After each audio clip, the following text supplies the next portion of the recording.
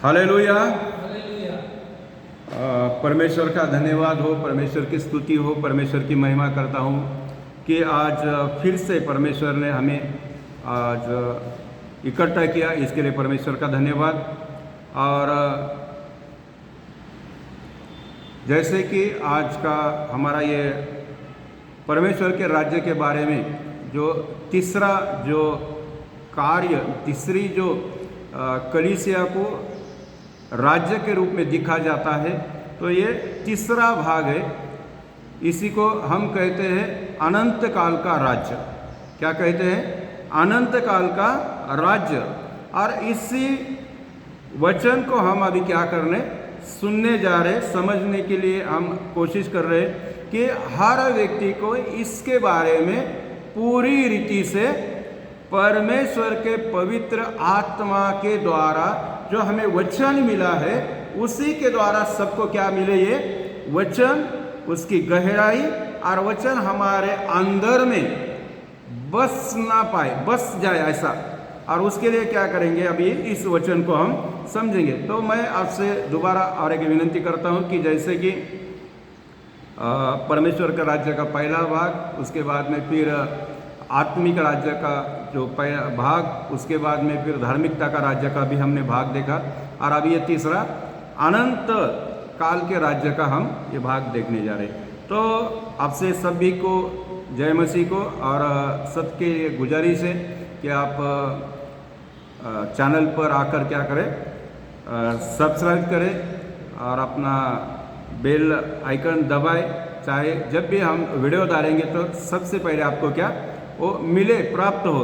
और जिसके तुम इसके द्वारा हमेशा परमेश्वर के साथ क्या हो जाएंगे? जुड़े रहेंगे। हालेलुया। तो आइए और प्यारा सा एक कमेंट करिए, है ना, कि ये वचन आप ये वीडियो के माध्यम से परमेश्वर का वचन कहाँ कहाँ तक पहुँचा है, और किसी ने कितना इसको ग्रहण किया है। जो बात आपके समझ में आ गई, उसमें से क्या करिए कि एक छोटा सा प्यारा सा एक कमेंट करें। हालेलुया। तो आइए आज का जो अपना भाग है कि अनंत राज्य का, अनंत काल का राज्य, अभी इसको हम देखेंगे और पढ़ेंगे भी, सुनेंगे भी, और उसकी गहराई भी परमेश्वर के वचन के द्वारा समझ में आएंगे। हालेलुया। तो सबसे पहले अनंत, अनंत का मतलब क्या होता है? खत्म नहीं होने वाला, खत्म ना होने वाला है। बहुत अच्छा। खत्म, अनंत काल का मतलब है कि जिसका कोई क्या होता नहीं है? अनंत होता नहीं। और दूसरे भाषा में अगर समझेंगे या तो बताएंगे तो जिसका कोई आरंभ भी नहीं है और जिसका कोई अंत भी नहीं। अनंत का मतलब है उसका आरंभ भी नहीं है और अंत भी नहीं है। तो ये तो समय सीमाओं से भी परे है। ये हमारे समझ से क्या है? परे। और बाइबल के अनुसार, बाइबल अनुसार परमेश्वर अनादि परमेश्वर है और अनंत काल का परमेश्वर है। हालेलुया। अनादि अनंत काल का परमेश्वर, इसलिए उसको अनंत कहा गया है। और उसमें यानी इस वचन को जब हम समझेंगे या तो सीखेंगे तो हमेशा से हमेशा तक रहने वाला। अनंत का मतलब क्या है? हमेशा से हमेशा रहने वाला। और एक वचन को पढ़ेंगे जल्दी से, भजन संहिता या तो स्तोत्र संहिता 90 याचा दूसरा अध्याय। स्तोत्र संहिता मराठी में पढ़ेंगे। हाँ, मराठी में पढ़े, हम हिंदी निकालते हैं जब तक। हाँ, पढ़िए। 2 पर्वत उत्पन्न झाले त्यापूर्वी, हाँ, पर्वत उत्पन्न झाले त्यापूर्वी हाँ पृथ्वी व जग निर्माण केले, त्यापूर्वी अनादि कालापासून अनंत कालापर्यंत तू देव आहेस। आमीन। हिंदी में पढ़ा गया है कि इससे पहले कि पहाड़ उत्पन्न हुए, इससे पहले कि पहाड़ उत्पन्न हुए, या तूने पृथ्वी और जगत की रचना की। परमेश्वर ने पृथ्वी और जगत की रचना की, वरना अनादि काल से अनंत काल तक तू ही परमेश्वर है। तू ही कौन है? परमेश्वर है। मतलब परमेश्वर आज से नहीं है। तो जैसे पहाड़, समुंदर जो हमारे आंखों से सब कुछ दिखता है, उससे भी पहले, सृष्टि की रचना करने से पहले से ही परमेश्वर क्या है? सारे संसार का, पृथ्वी का, सारे इसका क्या है? वो मालिक है। हालेलुया। और एक सबसे बड़ी बात आपको कहना है कि अनंत, अभी ये जो समय चल रहा है, ये कौन सा समय चल रहा है? कृपेचा काळ है ना। ये अनुग्रह का समय चल रहा है। कौन सा समय चल रहा है? अनुग्रह का समय चल रहा है। और इस अनुग्रह का समय जल्दी ही क्या होने वाला है? खत्म होने वाला है, समाप्त होने वाला है। समाप्त होने के बाद, सृष्टि के बाद, मतलब इसके बाद अंतिम न्याय होगा। क्या होगा? अंतिम न्याय होगा। और जिसके बाद, अंतिम न्याय के बाद, लोग या तो अनंत जीवन पाकर स्वर्ग में जाएंगे, या तो अनंत काल का मृत्यु का दंड पाकर नरक में जाएंगे। हालेलुया। ये अंतिम न्याय का समय है। और इससे पहले मेरे प्रियो कि हमें आपको समझाना है और खुद को भी तैयार करना है। हालेलुया। क्या है? खुद भी तैयार होना है और हम सबको भी उस यात्रा के लिए तैयार होना है। हालेलुया। जो अंतिम समय अभी बहुत नज़दीक आ चुका है और अभी तक हमने कुछ भी अगर समझा नहीं तो हमारा सब कुछ व्यर्थ हो जाएगा। हालेलुया। तो आइए दानियल का किताब से हम पढ़ेंगे। दानियल नबी का किताब,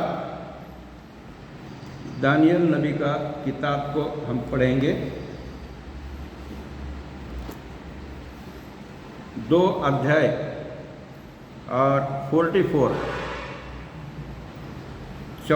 वचन को। हाँ, मिला क्या?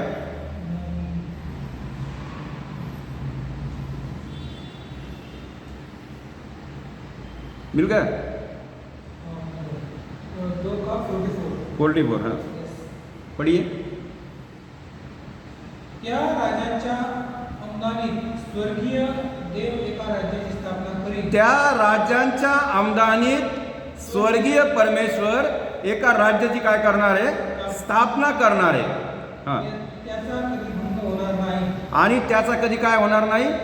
भंग होणार नाही। भंग होणार नाही। भंग होणार नाही म्हणजे ते राज्य तुटणार नाही। हालेलुया। हां, त्याचे प्रभुत्व दुसऱ्याच्या हाती कधी जाणार नाही। आणि त्या राज्याचं प्रभुत्व दुसऱ्याच्या हातामध्ये कधीच जाणार नाही।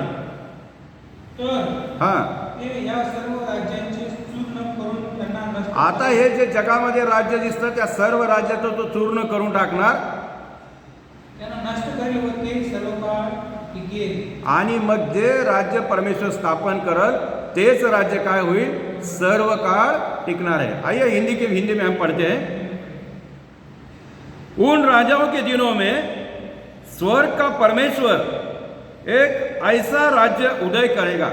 जो हमारा स्वर्ग का परमेश्वर है, वो परमेश्वर ऐसा राज्य स्थापित करेगा, उदय करेगा कि जो अनंत काल तक न टूटेगा।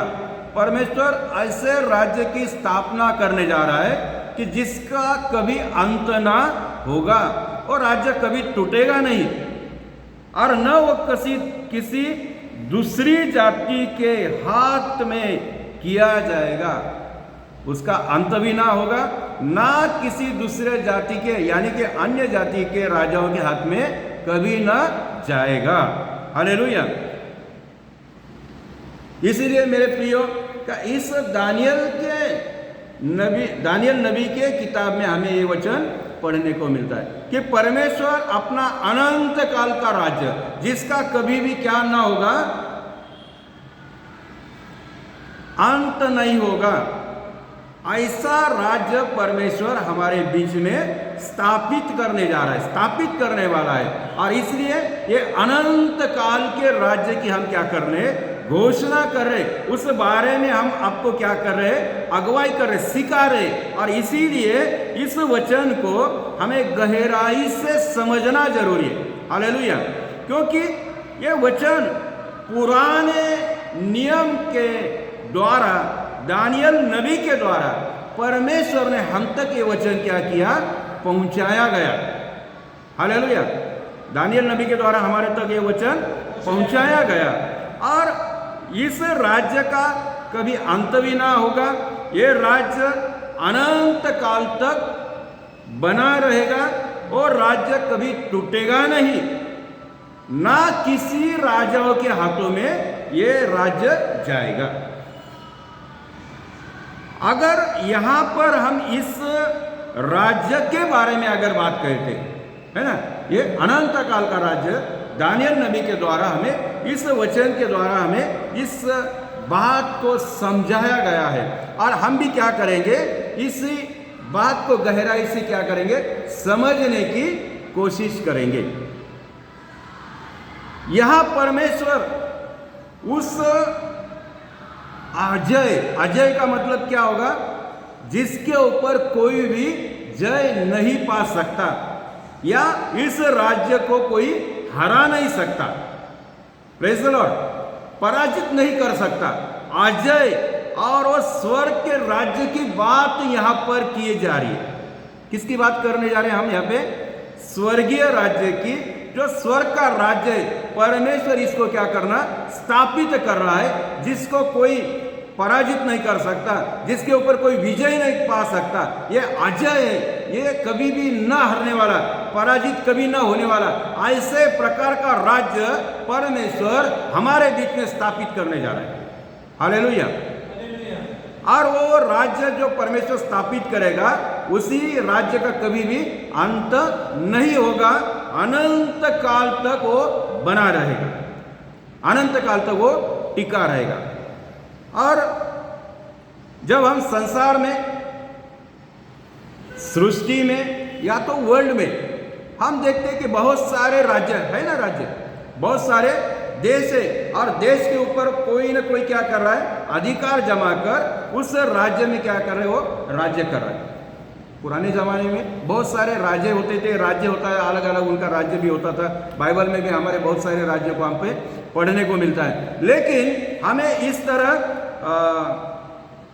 किसी सांसारिक या तो मानवीय व्यक्ति के द्वारा, मानवीय व्यक्ति के द्वारा निर्माण किया हुआ सामाजिक साम्राज्य का राज्य नहीं, किसी सामाजिक राजा का साम्राज्य नहीं, वो तो कभी भी क्या होता है, समाप्त हो जाता है ना। बड़े बड़े सम्राट आकर आए भी और चले भी गए, उनका राज्य बना, मतलब बहुत उन्होंने तरक्की भी पाई, लेकिन वो राज्य एक दिन क्या होगा, टूट भी गया, गिर भी गया, और राज्य की भी क्या होगा, खत्म हो गया, उसका राजकाल भी खत्म हो गया। लेकिन जो परमेश्वर का इस वचन के तहत लिखा गया जो वचन है, उसके तरह इस राज्य का कभी अंत नहीं होगा, इस राज्य को कोई पराजित कर नहीं सकेगा। आज भी अजय है ना, कभी कोई भी इसके ऊपर क्या होगा, विजय ना पा सकेगा। हालेलुया। तो ये परमेश्वर का राज्य अनंत काल का राज्य है। कौन सा राज्य है, अनंत काल का राज्य है, और ये राज्य का कभी अंत नहीं होगा। दूसरी एक बात है कि मानव राजाओं का अंत होता है, मानवीय राज्य का अंत हो जाता है। जो मानव ने या तो संसार में रहते हुए राजाओं ने जो राज्य खड़े किया है ना, तो हम इतिहास में भी पढ़ते हैं कर्नाटक का राज्य का कोई राजा अलग था, ये हैदराबाद में कोई राजा था, उसका राज्य कारभार कोई कराता था, है ना, और अपने महाराष्ट्र में भी किसी का राज्य था। ये सब राजाओं का वो काल था और उनका राज्य भी क्या हो गया, पूरी तरह से नष्ट हो गया। लेकिन यह राज्य स्वर्ग से उपजा, स्वर्ग से ही इसकी घोषणा की गई है। यह राज्य की घोषणा कहां से हुई है? स्वर्ग से, जो पृथ्वी का और स्वर्ग का मालिक है, उसके द्वारा इस राज्य की क्या हुई, स्थापित करने की घोषणा हुई। इसलिए हमें एक एक बातों को समझना है। जैसे कि अभी हमने पढ़ा कि दानियल के नबी के किताब में, अभी हर एक नए करार में, नए नियम में हम देखेंगे, जल्दी जल्दी पढ़ो, नए नियम में लूका, वो वही पढ़ो तो मतलब दोनों भी भाषाओं का यहाँ पर समझ चल जाएगा। लूका लूका लूका लूका का सुसमाचार, हाँ, ये पहला अध्याय और 33 वचन, हाँ, लूका, हाँ, आणि तो याकोबाच्या घराण्यावर युगानयुग राज्य करेल आणि त्या राज्याचा कधीही अंत होणार नाही। आमेन, बरोबर आहे, त्या राज्याचा कधी अंत होणार नाही। युगानयुग राज्य करने वाला राजा, और उस राज्य का कभी अंत नहीं होगा। हिंदी में हम पढ़ेंगे लूका का सुसमाचार और 33 वचन में, और वह याकूब के घराने पर, याकूब के घराने पर सदा राज्य करेगा और उसके राज्य का अंत न होगा। याकूब के घराने पर वो सदा राज्य करेगा और उसके राज्य का अंत नहीं होगा।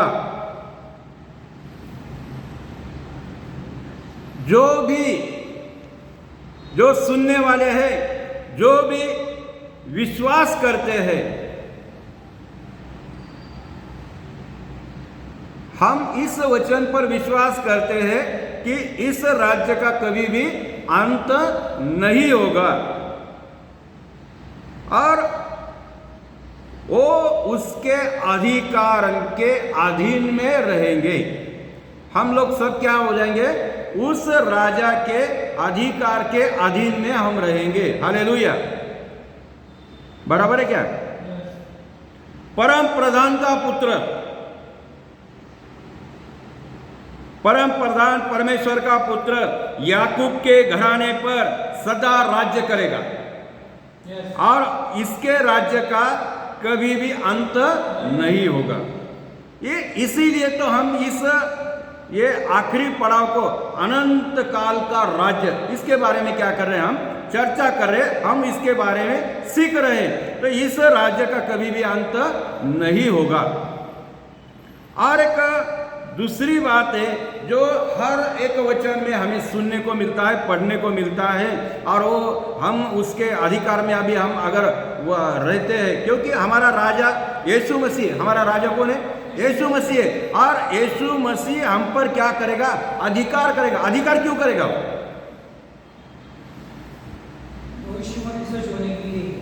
क्योंकि उसने अपना देह बलिदान कर हमें अंधकार के वश से छुड़ाकर हमें परमेश्वर के पुत्र के यानी यीशु मसीह के राज्य में हमें प्रवेश किया गया। और प्रवेश कराकर क्यों प्रवेश किया?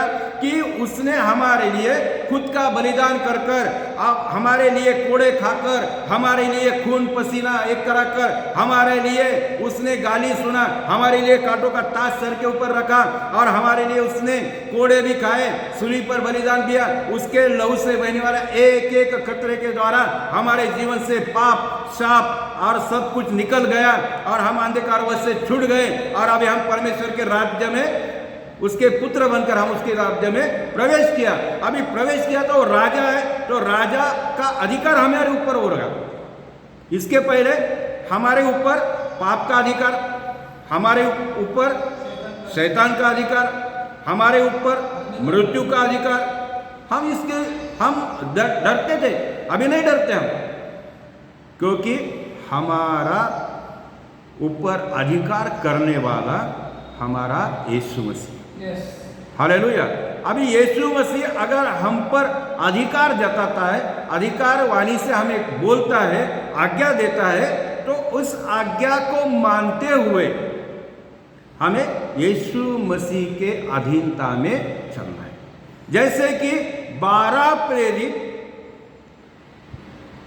यीशु मसीह के चेले, वो यीशु मसीह के अधीनता में ही चले, और जैसे वो अधीनता में चले तो यीशु मसीह ने उनको एक मत्ती का शुभ सुसमाचार, मत्ती, जल्दी से पढ़िए, मत्तीचा 16 अध्याय और 18 वचन।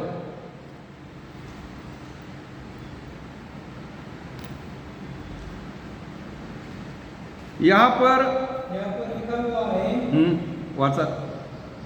आणखी मी तुला सांगतो, हा, तू पेत्र आहेस आणि आणखी मी तुला सांगतो तू पेत्र आहेस, आणि या खडकावर मी काय करेल, आपली मंडळी, आपल्या राज्याची स्थापना करेल,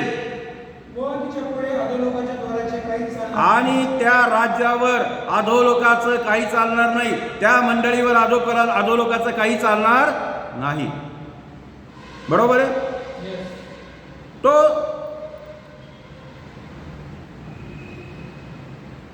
और मैं भी तुझसे कहता हूं कि तू पतरस है। यीशु मसीह पतरस से बात कर रहा है, और मैं इस पत्थर पर अपनी कलीसिया बनाऊंगा और अधोलोक के फाटक उस पर प्रबल ना होंगे। कोई भी फाटक उस पर अधोलोक के फाटक उस पर प्रबल ना होंगे। तो इसीलिए हमें विश्वास कराकर यीशु मसीह के अधीनता में, जैसे 12 चेले यीशु मसीह के अधीनता में चले, यीशु मसीह के साथ साथ चले, और यीशु मसीह ने उनको अधिकार दे दिया। और अभी यहाँ पर हमने पढ़ा कि पतरस को यीशु मसीह ने क्या किया, अधिकार दिया। अभी तुझ पर कोई भी प्रबल नहीं हो सकेगा, तुझ पर किसी का अधिकार नहीं चलेगा। अभी तू मेरा है, और मैं इस पत्थर पर मैं अपनी कलीसिया बनाऊंगा और सारा अधिकार तुझको दे दूंगा। हालेलुया। क्योंकि तू अभी मेरे ऊपर, मेरे पे अधीन होकर चलता है, अभी तू मेरे अधीनता में चलता है। तो हमें भी क्या करना है, परमेश्वर के साथ जुड़कर उसके अधीनता में हमें भी क्या करना है। और एक वचन को पढ़ेंगे, इब्रानी की पत्री, पौलुस लिखता है हमें, इब्रानी की पत्री, इब्रानी की पत्री, हाँ, 12 अध्याय और 28 वचन, 12 अध्याय 28 वचन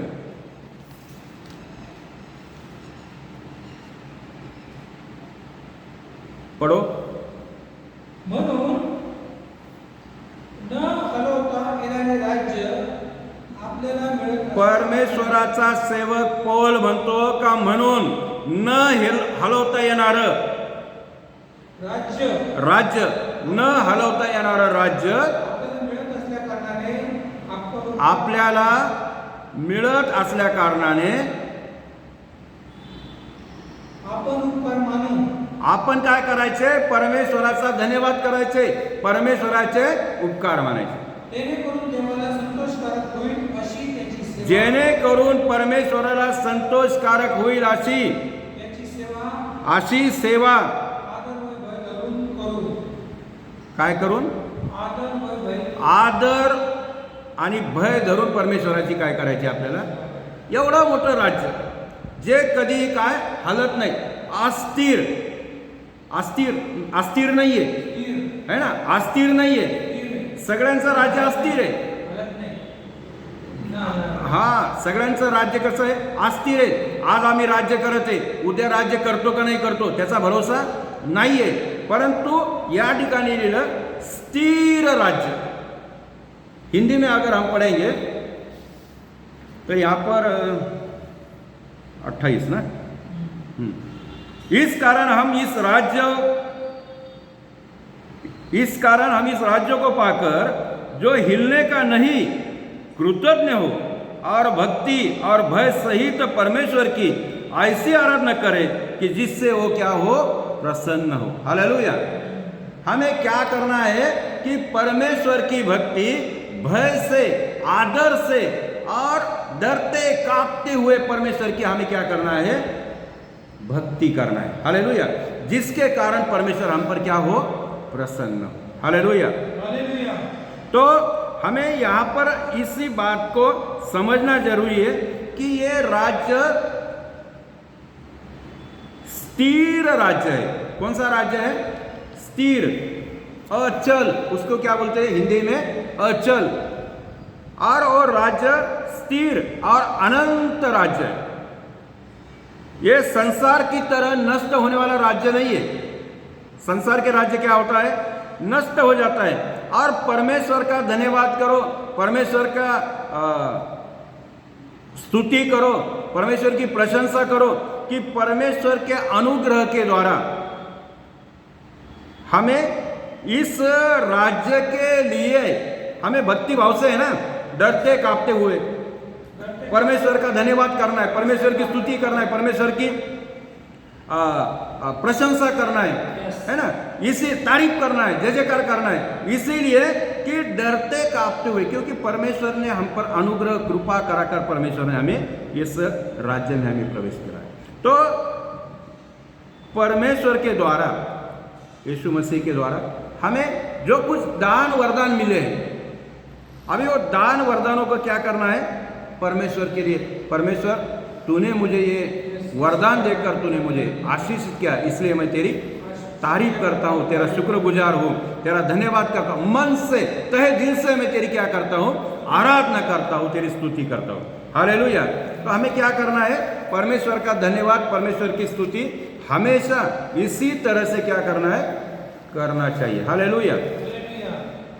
तो हमारा अभी और एक वचन को पढ़ेंगे, यूहन्ना की पहला यूहन्ना पत्री में, यूहन्ना की पत्री, पहली पत्री, पहला अध्याय और 2 वचन. यूहन्ना की पत्री, यूहन्ना के पहिले पत्र, पहिला अध्याय, दूसरं वचन. हां. ते जीवन प्रकट झाले, ते जीवन प्रकट झाले, ते जीवन प्रगट झाले. हां. ते आम्ही पाहिले आहे. आता ते कोणी पाहिलं, आम्ही पाहिलं आहे व त्याची आम्ही साक्ष देतो. आणि त्याची आम्ही साक्ष देतो.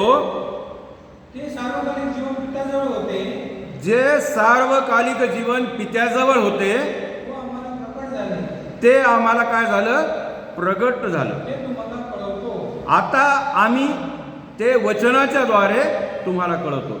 असं योहान आम्हाला सांगते. योहान आम्हाला सांगते, प्रभूचा जो आवडता शिष्य जो होता है ना, चहेता चेला जो यूहन्ना था, वो यूहन्ना हमें इस वचन के द्वारा हमें ये सिखा रहा है. हम वचन को पढ़ेंगे. वह जीवन प्रकट हुआ और हमने उसे देखा है. वो जीवन प्रकट भी हुआ और उस जीवन को हमने देखा है और उसकी गवाही देते हैं. हम उसकी गवाही देते हैं. उस जीवन की हम क्या करते हैं, गवाही देते हैं. कौन सा जीवन, और तुम्हें उन्हें उस अनंत जीवन का समाचार भी सुनाते हैं. गवाही भी बांटते हैं और उस अनंत जीवन का सुसमाचार भी हमें क्या, हम तुमको सुनाते हैं, बताते हैं. ऐसा कौन कहता है, यूहन्ना. यहां पर लिखा है जो पिता के साथ था और हम पर प्रकट हुआ. जो पिता के साथ था और हम पर क्या हुआ, प्रकट हुआ. अभी इस बारे में अगर हम सोचेंगे, इस बारे में अगर हम बात करेंगे, तो प्रभु के दास यहां पर लिखते हैं, प्रभु का दास कौन? यूहन्ना यहां पर लिखता है कि जिसे जितनों को यीशु मिल गया, जिसे या जितने लोगों को यीशु मसीह मिल गया, उनको क्या मिल गया? जीवन मिल गया। यीशु मिल गया, जीवन मिल गया। अभी जीवन मिल गया, वो सबके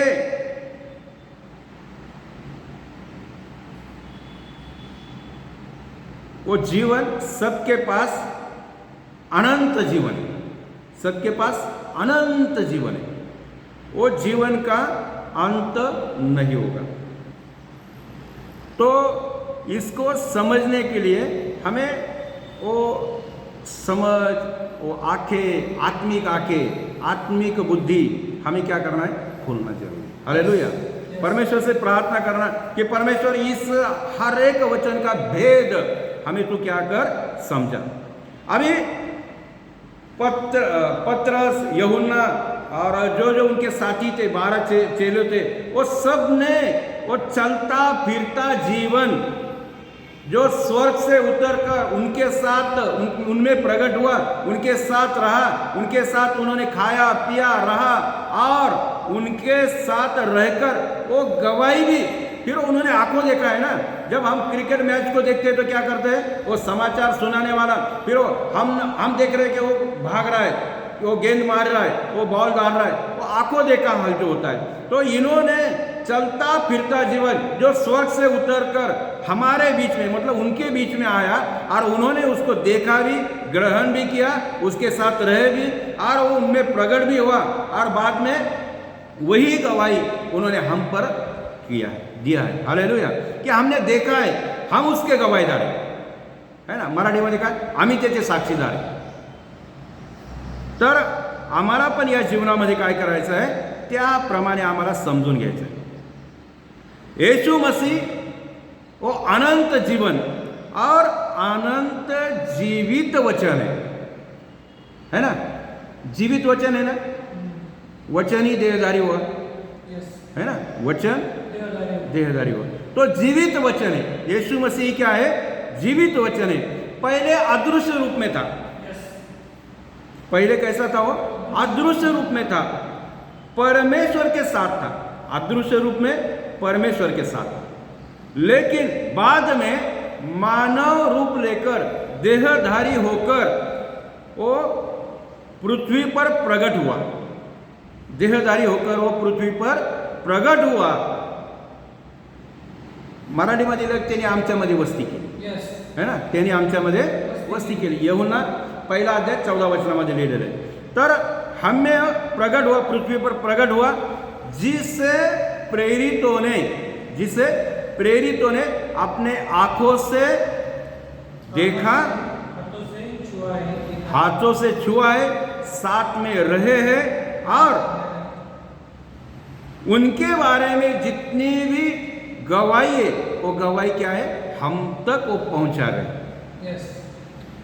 देखा भी है, परखा भी है, जांचा भी है और स्वर्ग से जाते हुए और उनके बीच में पुनरुत्थित यीशु वो उनके बीच में देखा भी है, उनसे मिले भी है। तो यही सबसे बड़ी गवाही है कि प्रेरितों ने देखकर हमें उस वचन को सुना रहे, वो जो अनंत काल का है। तो हमें विश्वास करना चाहिए कि जैसा यीशु मसीह अदृश्य रूप में था लेकिन जीवन प्रकट हुआ, उन्होंने देखा। अब ये तो झूठी गवाही नहीं है, गवाही सत्य है। तो उसी तरह हम खाली स्वर्ग किसने देखा, स्वर्ग के बारे में क्या जानते हैं? तो ये अनंत काल की बातें जो है ना, स्वर्ग के तरफ हमें लिए जाती है, स्वर्ग के तरफ हमारा इशारा करती है। इसीलिए विश्वास करना है कि स्वर्ग भी हमारे लिए है और उसी में हमें जाने के लिए तैयारी करना है। अभी ये तैयारी के वचन है। ये कौन से वचन है? तैयारी के वचन है। हमें संसार में रहते हुए अभी हम संसार के नहीं बनना है, संसार में रहकर भी हमें परमेश्वर के बनना है। और जब हम परमेश्वर के बनेंगे तो जो यीशु मसीह ने यीशु मसीह को ग्रहण कर लिया, यीशु मसीह को पा लिया, यीशु मसीह का जीवन उसके अंदर आ लिया, अभी उसके बाद उस दूसरा जीवन नहीं, अनंत काल का जीवन उसको मिल जाएगा। हालेलुया। तो हमें ये संदेश यूहन्ना के द्वारा हम पर क्या करें, पहुंचा गया। अभी संदेश पहुंचा गया तो हमें संदेश के ऊपर क्या करना है, हमें अभी उसका अमल करना है, इस वचन पर विश्वास करना है। विश्वास है ना। अब ये संदेश को विश्वास इसलिए करना है कि यह संदेश साधारण नहीं है। ये जो वचन हमें मिला, ये वचन साधारण नहीं है। ये संदेश तो अनंत जीवन का संदेश है। लिखा है ना वचन में कि अनंत जीवन उसी का है जो यीशु मसीह पर विश्वास करते हैं, अनंत जीवन उसी का है। तो ये अनंत जीवन का संदेश है, ये कोई सिद्धांत नहीं है। ये संसार के जो किताबों में हम स्कूल में पढ़ते हुए, कॉलेज में पढ़ते हुए जो किताब होते हैं, उस किताबों की तरह ये सिद्धांत नहीं है। ये तो अनंत जीवन का वचन तुम्हें और मुझे अपने चेलों के द्वारा यीशु मसीह ने हमें दिया है। हालेलुया। इसके लिए हम परमेश्वर का धन्यवाद करते हैं। थैंक यू जीसस कि तूने हमें ये वचन दिया, जीवित वचन दिया। हालेलुया। तो हमें फिर उनका अनुभव सुनकर, अभी अनुभव उनका हमने सुना, वो अनुभव सुनकर हमारे मन में एक आशा उत्पन्न होगी कि चेले जैसे स्वर्ग में जाकर पहुंचे, स्वर्ग में है उनका ठिकाना। अभी हमें भी क्या करना है, उनके पद कदम चलते हुए हमें भी उस राह पर क्या करना है, अभी चलना है। हालेलुया। चलना नहीं, चलकर दिखाना भी है। तो सबसे पहले अभी एक वचन को और वही वचन बंद कर दिया तुमने। हाँ, पहले पत्र उसमें अभी हमने जो पढ़ा था, पहला अध्याय पढ़ा था, तो हमें 3 अध्याय को पढ़ना है अभी। जो पहले पढ़ा था पहला, हाँ, अभी 3 अध्याय को पढ़ना, 15 वचन को पढ़ना है।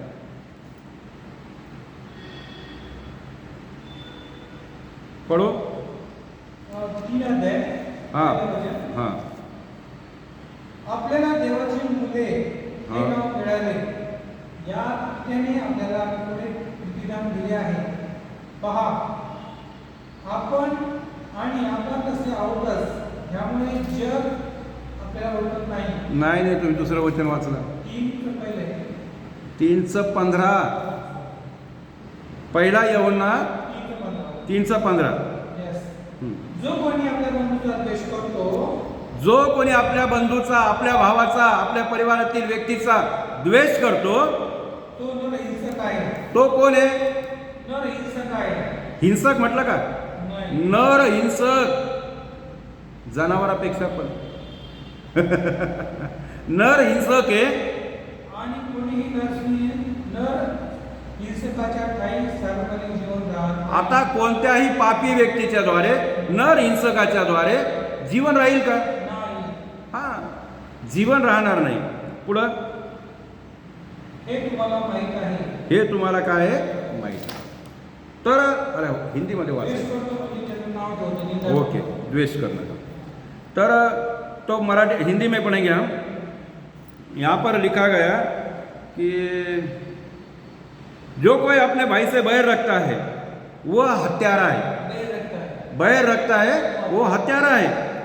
और तुम जानते हो कि किसी भी हत्यारे में अनंत जीवन नहीं रहता।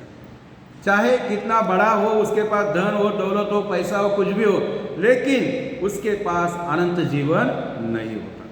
हमें तो अनंत जीवन पाना है, चाहे हम गरीबी में रहे, चाहे जैसे परमेश्वर ने हमें रखा उसी स्थिति में रहे, लेकिन हमें तो अनंत जीवन चाहिए भाई। वो उनकी तरह हमें तो नहीं रहना है। हालेलुया। यहाँ पर हम एक बात को समझेंगे, अभी हमारा टाइम खत्म होते आ रहा है, तो हम इस बात को समझेंगे कि यहाँ पे परमेश्वर हमें उस बारकाई को, वो गहराई को बता रहा है कि इस वचन के द्वारा मनुष्य का स्वभाव प्रकट होता है। किसका स्वभाव? मनुष्य का। और मनुष्य का स्वभाव प्रकट होता है वो हत्यारा है क्या अच्छा व्यक्ति, बुरा है कि भला है ना। उसके काम यहाँ पर बताए जा रहे हैं कि अगर कोई हत्यारा है तो उसको अनंत जीवन कैसा पाएगा वो। लेकिन जो भलाई का काम करता है, भला व्यक्ति है, नीति धर्मी का काम करता है, परमेश्वर उसके लिए तो अपना हाथ खोल कर देगा, स्वर्ग खोल कर देगा, उंडेल देगा, वो तो उसको अनंत जीवन की बात है। हालेलुया।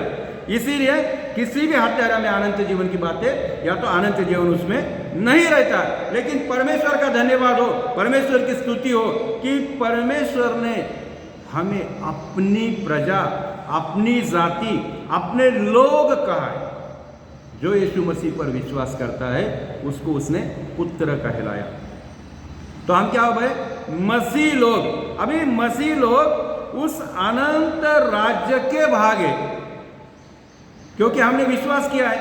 विश्वास कर कर हम चलते भी हैं और चलकर दिखाते भी हैं। हमारा जीवन, पूरा जीवन प्रार्थना, आराधना, वचन, सुसमाचार और परमेश्वर के कार्य और उसी कार्य की गवाही भी देना और लोगों के बीच में जाकर सुसमाचार भी देना, यह सब बातें हैं कि हम मसीह लोग अनंत राज्य के, हमारा है वो अनंत राज्य के हम क्या है? भागी है, जिस पर समय, सांसारिक वस्तु का कोई भी हम पर प्रभाव नहीं पड़ता। सांसारिक चीजों का, सांसारिक वस्तु का हम पर क्या होता है? प्रभाव।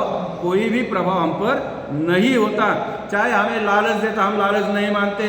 कोई हमारे सामने कुछ वस्तु रख देता, हम उसकी आशा नहीं करते। जो परमेश्वर के द्वारा हमें मिला है उसी में हम क्या करते हैं? आनंद मनाते हैं। उसी में क्या करते हैं? हम आनंद मनाते हैं। जब तक वचन के प्रति हम विश्वासी बनकर उसी दायरे में, वचन के प्रति विश्वासी बनकर उसी दायरे में अगर हम रहते हैं तो उस राज्य का भाग, उस राज्य के भागी जिसका कभी नाश नहीं होगा, जिसका कभी नाश नहीं होगा, उस राज्य के भागीदार हम हो जाएंगे। हालेलुया। तो इसी तरह ये हमने देखा कि ये परमेश्वर का राज्य अनंत काल का राज्य, जो कभी ना टूटने वाला, जो कभी खत्म न होने वाला, जिसके ऊपर कोई अधिकार न जताने वाला, उसका राज्य किसी के दूसरे के हाथ में न जाने वाला, केवल हमारा राजा यीशु मसीह राजा और उसके अधिकार के द्वारा हम पर वो अधीनता करेगा। हम उसके अधीनता में रहेंगे, उसके साथ जुड़े रहेंगे। हमें भी तो उसके राज्य में प्रवेश कराना है। डरते कांपते हुए हम परमेश्वर के भय भक्ति से परमेश्वर की आराधना करते, मन में परमेश्वर शांति देता है, आनंद देता है और हम परमेश्वर के राज्य में हंसते, चलते, फिरते, खेलते हम क्या करते हैं? प्रवेश करते हैं। हालेलुया। रोते रोते नहीं जाता कोई, है ना? उत्साह होने से। हाँ, तो हमारे साथ, क्योंकि हमें भय नहीं, हमें डर नहीं, ना मौत का डर, ना संसार का डर, ना शैतान का डर, ना किसी का डर। हमारा डर तो सब परमेश्वर ने तो खत्म कर दिया। अरे तो परमेश्वर के साथ अनंत काल के लिए हम उसके संगति में लवलीन हो जाते हैं। हालेलुया। तो सारांश, मेरा बोलने का सारांश मतलब ये है कि नए नियम की कलीसिया, नए नियम की जो कलीसिया है, परमेश्वर का राज्य के लिए, धार्मिक कार्य के लिए और अनंत जीवन के लिए कलीसिया राज्य के रूप में दिखाई देती है। हालेलुया। कलीसिया में क्या होता है? धार्मिक कार्य होता है, अनंत जीवन की बातें भी यहां पर सिखाई जाती है और इसी में सब मिलकर एक मन से, एक साझा से सब कुछ अपना मन लगाकर, तन लगाकर सब कुछ का अपना सब कुछ उसमें डाल देते हैं। इसमें परमेश्वर का राज्य दिखता है। तीनों बातें क्या है? इस कलीसिया जो झुंड है, परमेश्वर ने जो कलीसिया मंडली बोलते, तो मंडली में तीनों प्रकार के राज्य का घोषणा, राज्य इसमें दिखाई देते हैं। इसलिए हमने कहा कि परमेश्वर का राज्य के तीन रूप होते हैं और तीन रूप में हमने देखा, आत्मिक राज्य के रूप देखा, धार्मिकता का रूप देखा और आज हमने देखा कि अनंत काल का राज्य। इस रूप को भी क्या कर रहे हैं हमने आज देख लिया। और एक आखिरी का वचन हम पढ़ेंगे, साथ साथ जल्दी से पढ़िए। कुलुसिया कलसिया हाँ, पौलुस लिखते कलुसिया में, कलुसिया की पत्री हम खत्म करने जा रहे हैं अपना। हाँ, कलुसिया की पत्री 3 अध्याय 1 और 2 वचन जल्दी से पढ़िए। कलुसिया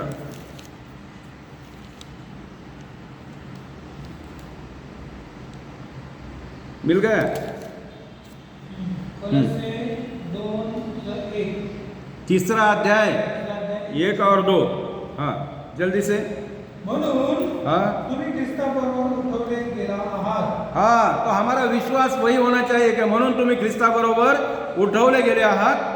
तर ख्रिस्त देवाच्या उजवीकडे जिथे बसला आहे, क्या विश्वास करना है? काय विश्वास ठेवायचा का आता? का येशू ख्रिस्त देवाच्या उजवीकडे बसलेला आहे, तेथे वरील गोष्टी मिळवण्याचा यत्न करा। तर तेथे स्वर्गातील गोष्टी मिळवण्याचा यत्न करा, प्रयत्न करा। वरील गोष्टीकडे मन लावा, कोणत्या? स्वर्गाच्या गोष्टीकडे मन लावा, संसारिक गोष्टीकडे मन लावू नका। पृथ्वीवरील गोष्टीकडे लावू नका। हा, कारण मृत झाला आहात आणि तुमचे जीवन, तुम्ही मृत झाला आहात आणि तुम्ही मृत झालात आणि तुमचे जीवन ख्रिस्ताबरोबर देवामध्ये गुप्त ठेवलेले आहे। आता देवामध्ये तुमचं जीवन कसं आहे? गुप्त आहे, गुप्त ठेवण्यात आलं। आपल्या पहिले जे पण कोणी ख्रिस्तामध्ये लोक मृत्यू पावलेत, शांतीने झोपलेत, त्यांचे जीवन कसं आहे? गुप्त ठेवलं है। हालेलुया। तो हम इसको वचन को पढ़ते हैं, 3 अध्याय 1, 2 और 1 और 2 का। अतः, हाँ हिंदी में, अतः जब तुम मसीह के साथ जिलाए गए, जब तुम मसीह के साथ जिलाए गए तो स्वर्गीय वस्तुओं की खोज में रहो, स्वर्गीय वस्तुओं के खोज में रहो, जहां मसीह विद्यमान है और परमेश्वर के दाहिनी ओर बैठा है। जहां पर परमेश्वर विद्यमान है, जीवित है, और वो परमेश्वर के दाहिनी ओर बैठा है। पृथ्वी पर की नहीं परंतु स्वर्गीय वस्तु पर ध्यान लगाओ। पृथ्वी की वस्तु पर नहीं, स्वर्गीय वस्तु पर ध्यान लगाओ। बहुत सारे लोग, अभी एक आखिरी का पढ़ो, जो हमारा आखिरी का जो वचन है, हमारा ये सारे वचन का हम अर्थ अभी बताने जा रहे हैं कि हम पृथ्वी पर रहते, संसार पर रहते, लेकिन संसार की कोई भी वस्तुओं का हमें प्रभाव पड़ता नहीं। अभी हम तो सांसारिक वस्तु पर हम ध्यान भी नहीं लगाते। हमारा ध्यान, हमारा लक्ष्य तो कहाँ है? स्वर्ग की ओर है, और उस स्वर्ग की वस्तुओं पे हमें खोजी बनना है। जैसे कि हमें कहता है, बहुत सारे लोग कहते हैं कि स्वर्ग के रास्ते में सोने के रास्ते, सोने के महल है, वहाँ पर तो बिजली की जरूरत नहीं, वहाँ पे तो कुछ जरूरत नहीं है। हमारा मसीह का उजाला इतना प्रकाश है कि वहाँ पे सारी बिजली का कोई वहाँ पे जरूरत नहीं होती। हालेलुया। तो इसी तरह से हमें भी वो विश्वास करेगा, क्योंकि यीशु मसीह में हमें क्या करे?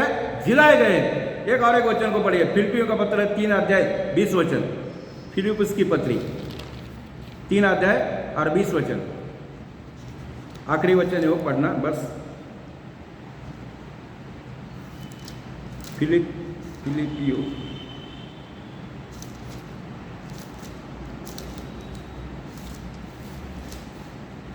फिलिपियो की पत्री 3 का 20 पढ़ेंगे। हाँ, 3 का 20।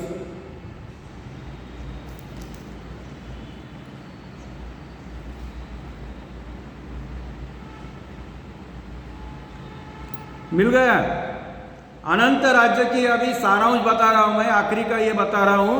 इसमें पौलुस फिलिपियों के पत्र में लिखते हैं, मैं पढ़ रहा हूं, पर हमारा स्वदेश स्वर्ग पर है। हमारा स्वदेश, ये दुनिया मेरा घर नहीं, ये दुनिया मेरा घर नहीं, है ना? गीत गाते हैं ना क्या? और एक दूसरा गीत है, जाएंगे हम।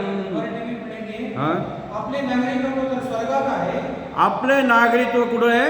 स्वर्गामध्ये आहे, तेथून प्रभू येशू ख्रिस्तावर तारणारा येणार आहे, आणि त्यातून प्रभू येशू ख्रिस्त आम्हाला घ्यायला येणार आहे। हालेलुया। त्याची आपण वाट पाहत आहोत। आणि आम्ही त्याची काय करत आहे?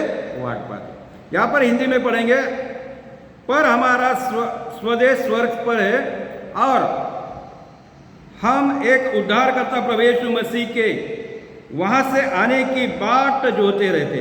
हमें बाट जोना है, प्रभु यीशु मसीह जल्दी आएगा और हमें ले जाएगा, बादलों पर आएगा और हमें भी बादलों पर उठाकर ले जाएगा। तो इसीलिए मेरे प्रियो कि ये यीशु पर विश्वास कर कर हमें क्या करना है, चलना भी। आखिरी कि अभी जैसे कि हम देखते हैं कि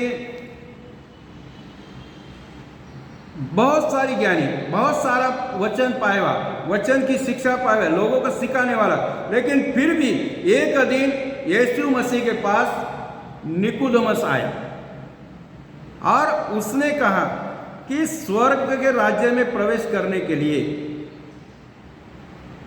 तो यीशु मसीह ने उससे बहुत सारे बातों बताया और बता दिया कि अगर स्वर्ग राज्य में प्रवेश करना है तो क्या करना पड़ेगा, नया जन्म पाना पड़ेगा। अभी परमेश्वर का धन्यवाद हो कि हम तो क्या नया जन्म पा चुके, अभी तो हम तो स्वर्ग के राज्य के वारिस बन गए, हमारा निशानता भी उधर है, हम उस राज्य की, प्रभु यीशु आने की हम क्या कर रहे, बाट जो रहे। हालेलुया। तो यीशु जल्दी आए और हमें उस राज्य में लेकर गए। आइए, तो हमारा नागरिकत्व, हमारा जीवन, हमारा जो है स्थिरता, अगुवाई और संपूर्णता परमेश्वर देता है। परमेश्वर यीशु मसीह क्या करता है, हमें स्थिरता भी देता है, हमें अगुवाई भी करता है और हमारे उस राज्य के लिए हमें संपूर्णता से तैयार भी करता है। ऐसे धर्मी और भले बनकर हमें क्या करना है, हमारा जीवन तो परमेश्वर उसके अधिकार में लेकर, हम उसके अधीनता में चलकर, फिर हमें वो शांति मिलके, फिर मन में ऐसा कुछ नहीं रहता कि अभी मन इधर भटके, इधर जाए कि इधर जाए। हम तो अभी क्या होते थे, सब कुछ पाकर हम क्या हो जाते, शांत हो जाते। और अभी हम इस नाशवान संसार के नहीं, हम तो अविनाशी क्या बन जाते हैं, अविनाशी। और वो परमेश्वर का राज्य जो आज, कल और युगानुयुग अनादि और अनंत तक रहने वाला सदाजीवी परमेश्वर, अभी उसकी हम क्या कर रहे हैं, हालेलुया। तो आइए हम आंखों को बंद करते हैं कि परमेश्वर का धन्यवाद करते हैं कि परमेश्वर ने हमें इस अनंत राज्य के बारे में हमें सिखाया, पढ़ाया, और ये जानना भी जरूरी है। अभी जितने भी हमने जो पढ़ाए गए परमेश्वर के द्वारा, उस एक बातों को हमें समझना है, रिपीटेशन करना है, ध्यान मनन करना है। अगर ध्यान मनन करेंगे तो एक बात परमेश्वर हमें इसके अलावा, इसकी गहराई और भी हमें क्या करेगा, सिखाएगा, बताएगा। लेकिन हमें इस वचन पर क्या करना है, अभी ध्यान मनन करना है। Hallelujah, praise the Lord. आंखों को बंद करते हैं। परमेश्वर का धन्यवाद। सबको जय मसीह। परमेश्वर आपको बहुत ऐसे आशीषित करे और प्यारा सा कमेंट करे। परमेश्वर और हर व्यक्ति को ये अनंत जीवन पाए और वो भागी भी बने, वो स्वर्ग का राज्य का वारिस भी रह रहा है। क्योंकि हमारा यहाँ पर रहना कुछ दिन का है, कुछ दिन का बसेरा हमारा यहाँ पर है। एक दिन तो पंछी उड़ जाएगा, जहाँ पर हमें स्वर्ग परमेश्वर लेना जानता है, वहाँ तक हम निकल जाएंगे। परमेश्वर का धन्यवाद को सारी महिमा, सारा आदर परमेश्वर को मिले, यीशु मसीह के नाम में, आमीन।